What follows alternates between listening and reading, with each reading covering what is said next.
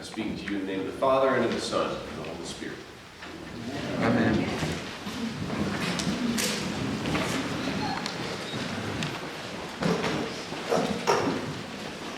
So I'll admit I always get a little self-conscious whenever I hear the gospel lesson we have for today, because I can't help but think that Jesus' warning about these bad scribes has a modern parallel, and here I am standing in very long robes. And there's kind of this joke amongst clergy of a certain sort that unless you have a coat in your wardrobe, you're not doing church right.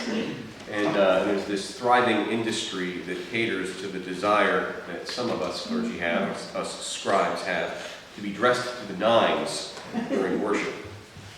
Well, I don't necessarily think there's anything wrong with dressing a certain way as an indication of function. It can be taken to extremes. If I ever wear a beretta, y'all can throw things at me. Anyway, Jesus gives us a warning about that. I also can't think of too many clergy who don't want to be liked in their community. You know, most of us think that being greeted with respect in the marketplace is actually a good thing and a sign that we're doing what we're supposed to be doing. But again, Jesus says to be wary of those who only care about being well known and treated with deference. So whenever I hear this gospel, I wonder whether I should ask you all to either ignore me or disrespect me whenever we meet in the food line. I also used to joke with people about the main reason that I wanted to become a priest was because I wanted to make sure I had a seat in church at Christmas and Easter. And even though that's just a joke, we've got Jesus saying to be wary of people who are serious about having the best seat in church. So there you go. One thing I actually don't worry about too much, personally, is Jesus' warning against those who say long prayers. If you've known me long enough, you've probably caught on to the fact that I'm not much of a long-winded extemporaneous prayer. My idea of a good prayer time is 20 minutes of contemplative silence. But anyway, with all of that said, with all of the warnings that Jesus gives us in mind, I have to admit I'm a little confused by this morning's gospel lesson. In the lesson, Jesus starts off by saying that we best be on our guard against people who behave like these bad scribes, because they're not good folks. They devour widows' houses, meaning that they are happy to take advantage of those who are powerless. And they abuse the trust that vulnerable people invest in them purely for personal gain. And you'd think here that Jesus might also be leveling a criticism at the power structures in place which allow the scribes to go on devouring widows' houses. But right after issuing his warning against the scribes, he notices this widow placing 2 small coins into the treasury, and he commends her for it. And I find this interesting because you could argue that the treasury is there to help the scribes devour widows' households. And her, this widow, putting in everything she had to live on, all that she had, seems to me to be a perfect example of a system helping the scribes devour her house, the very thing that Jesus says will lead to the scribes' condemnation. It kind of makes me think of folks who send in money to televangelists instead of paying for their medication. And this happens still today. Some people really believe that if you send in your check and honestly believe in your heart in that order, then you'll get a clean bill of health. And there are plenty of huckster preachers out there who are more than happy to take advantage of people who think this way. Now, in any case, I think it's kind of odd that Jesus condemns the scribes in one breath, but in the very next commends the widow who is giving away all that she has to live on in order to support the system that allows the scribes to take advantage of her. The point of the lesson, I think, it's a very simple point, is that God knows the heart and weighs the intention behind the gift.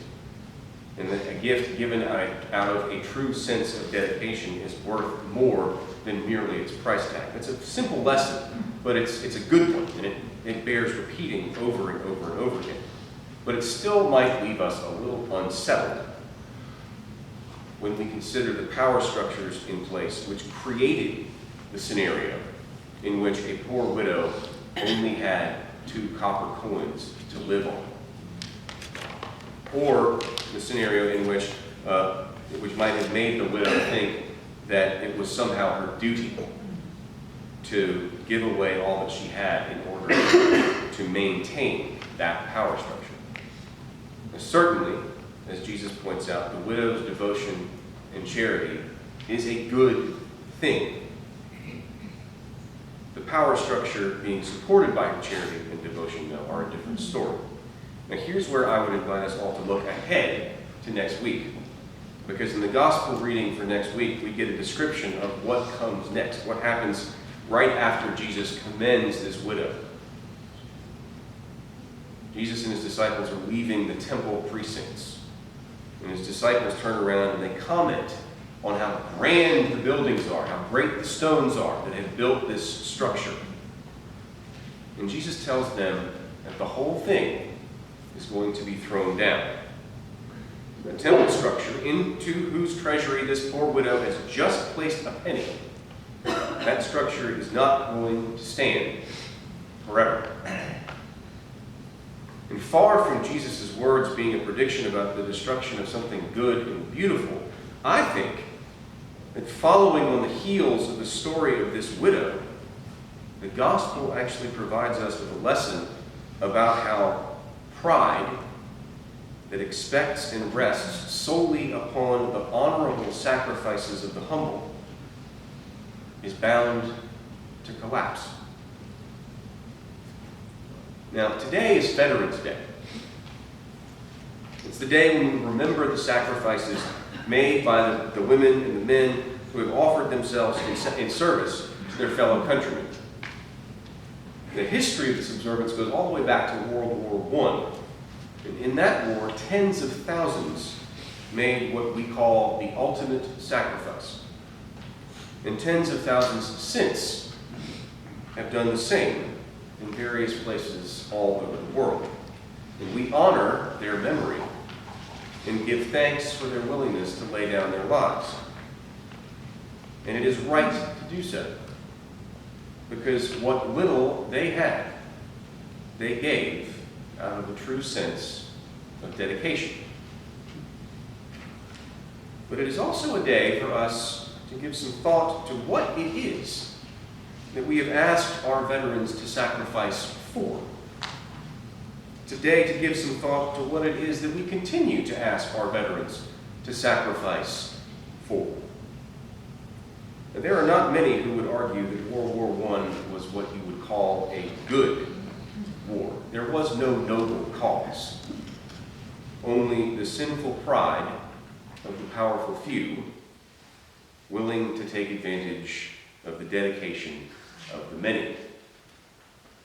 And as a result of that war, you could argue that in much of Europe, all was thrown down. And I think that we would do well to remember that lesson, especially in light of what lately seems like a war going on inside this country, where making the ultimate sacrifice can now come as a result of little more than going to a concert, or to a church, or to school, or to a synagogue, or to a bar. And so I'd like to close this morning with a poem written by Wilfred Owen during World War I, in which I believe is even more relevant today.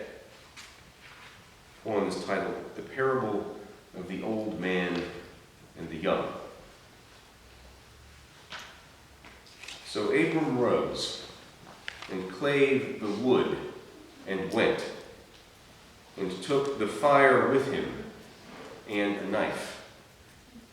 And as they sojourned both of them together, Isaac the firstborn spake, and said, "My father, behold the preparations, fire and iron, but where the lamb for this burnt offering?"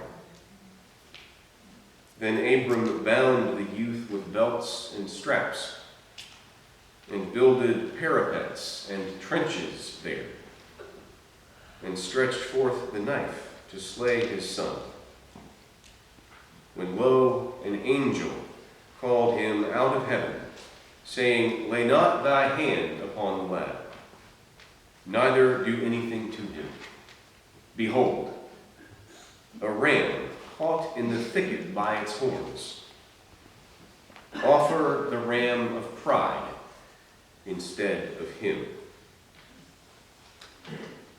But the old man would not so, but slew his son, and half the seed of Europe, one by one.